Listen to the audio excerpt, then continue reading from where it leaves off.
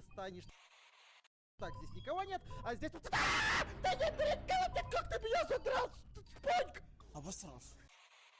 Я увижу то, что кто-то там предатель, я сразу на него наж... Страшно, очень страшно. Мы не знаем, что это такое. Если бы мы знали, что это такое, мы не знаем, что это такое. Ты же мертв!